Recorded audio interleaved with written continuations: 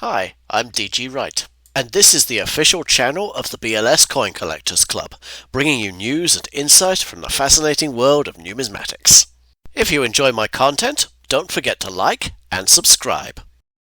Well, it's been a bit longer than I intended. That said, it's the late afternoon on Saturday, 15th of June, 2024, and today we're carrying on with a little bit of Coin Club history, going into 1992 and what happened after the original Coin Club was shut down. I was left with 49 British coins at the end of the first Coin Club, as well as an unspecified number of world coins, but no more than 400 or 500 of these. Several former members were still interested in the hobby though, and in some ways it was almost like the Coin Club was still around, just in a somewhat less organised way. I was trying to rebuild my collection bit by bit. One unexpected find was this 1934 sixpence, just lying on the ground on a woodland path one day. By late March of 1992, I wasn't the only person thinking about the possibility of the Coin Club starting back up again. None of us really forgot about it. We were still active in the hobby, and most of the worst troublemakers who had caused problems for the original club left school in May. Looking back now, I'm surprised it didn't get reopened before it did. I was probably still trying to build my coin collection back up and didn't want to risk the same problems happening again. This 1860 farthing is one of a few coins I bought in April of 1992, still trying to rebuild my collection from the depredations of the first Coin Club. Around the same time, I got an up-to-date copy of the standard catalogue of British coins.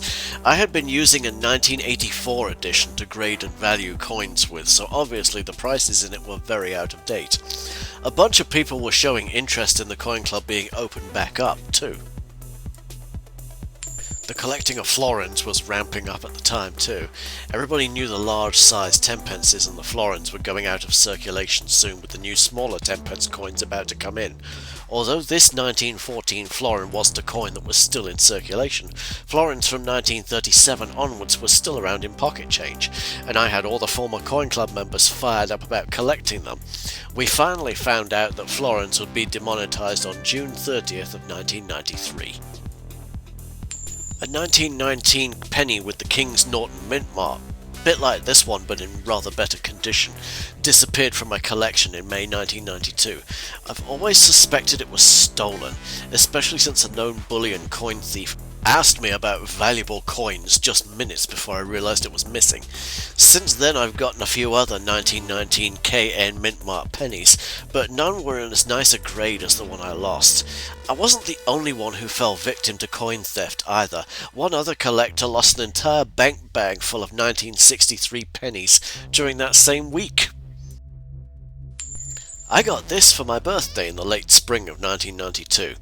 This is a Maundy fourpence. Not intended for circulation, these coins were part of sets given out by the monarch on the traditional Maundy Thursday service. This is a custom that goes back to the 13th century and involves the monarch giving out 1 penny for each year of their age to select senior citizens.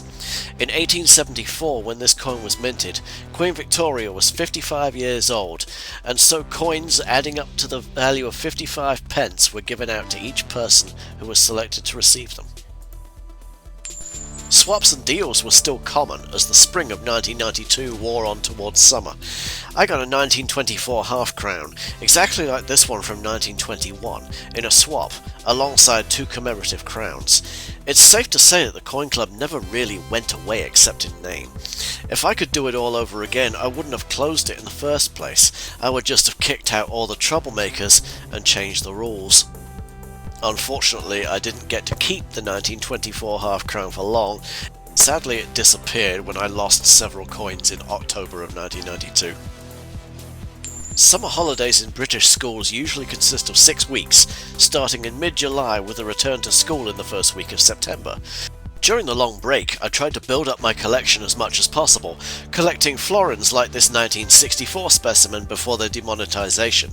I would later find out that florins would stay in circulation until June 1993, which gave us all more time to collect them.